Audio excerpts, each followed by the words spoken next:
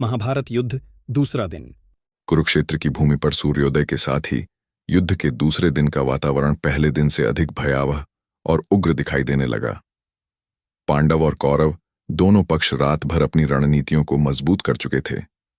पांडवों की ओर से अर्जुन, भीम, युधिष्ठिर, नकुल, सहदेव और सभी महारथी नए साहस के साथ खड़े थे, जबकि कौरवों की ओर भीष्म पितामह, दुर्योधन, कर्ण, अश्वत्थामा, कृतवर्मा और द्रोणाचार्य भी आज पहले से अधिक दृढ़ निश्चय के साथ मैदान में उतरे थे।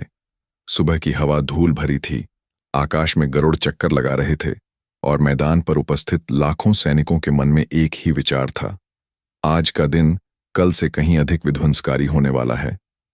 पहले दिन के अंत में दुर्योधन को यह भय सताने लगा था कि पांडव सेना अत्यंत दृढ़ और अनुशासित है।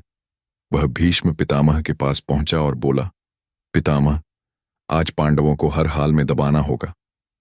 भीष्म ने गंभीर स्वर में उत्तर दिया, दुर्योधन, आज मैं अपनी पूरी शक्ति लगाऊंगा। युद्ध की ज्वाला आज अधिक भड़क उठेगी। भीष्म की आंखों में बिजली सी चमक थी, जिसे देखकर दुर्योधन का आत्मविश्वास लौट आया। शंखनाद के साथ युद्ध प्रारंभ हुआ। भीष्म पितामह अपने विशाल रथ पर सवार होकर पांडव सेना की अग्रिम पंक्तियों पर टूट पड़े। उनके तीर वर्षा की तरह बरसने लगे। पांडवों की सेना में हलचल मच गई। द्रुपद और विराट ने मिलकर भीष्म को रोकने की कोशिश की, लेकिन पितामह की ऊर्जा युवाओं जैसी प्रचंड थी। उन्होंने अकेले ही सैकड़ों सैनिकों को क्षणों में धराशायी कर दिया। दूसरी ओर द्रोणाचार्य ने अपने तेज बाणों से पांडवों की रथ श्रेणियों को काटना शुरू कर दिया।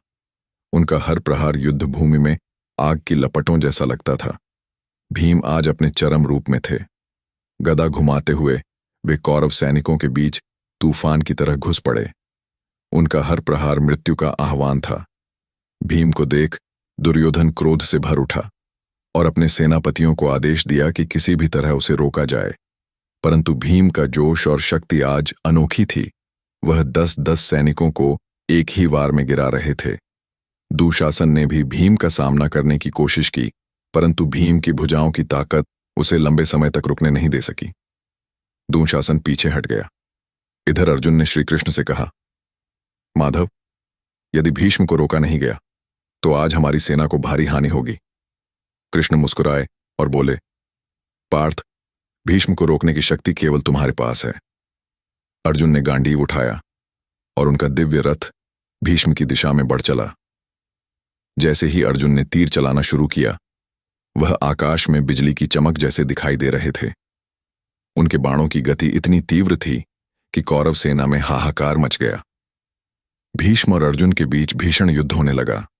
दोनों के बाण एक दूसरे से टकराकर चमक पैदा करते, आवाजें गूंज उठतीं। कृष्ण अर्जुन के रथ को अद्भुत कौशल से चलाते हुए हर प्रहार से बचाते। पांडव सैनिकों का मनोबल बढ़ने लगा कि अर्जुन स्वयं भीष्म से भिड़ रहे हैं। कौरव पक्ष भी स्तब्ध था कि दो महान योद्धाओं का यह महायुद्ध कब तक चलेगा। इस बीच कर्ण भी युद्ध भूमि में सक्रिय हो चुका था। आज वह भी अपनी पूरी शक्ति से पांडव सेना को रोकने में लगा था। कर्ण ने सात्विकी, विराट और द्रुपद जैसे महारथियों को चुनौती दी। सात्विकी से उसका घोर युद्ध हुआ, जिसमें दोनों ने एक दूसरे पर प्रहार किए। कर्ण के तीरों की तेजी देखकर पांडव सेना में भय का संचार होने लगा। द्रोणाचार्य ने युधिष्ठिर की ओर बढ़ते हुए उन पर भीषण आक्रमण किया। सहदेव और नकुल तुरंत युधिष्ठिर की रक्षा के लिए सामने आए।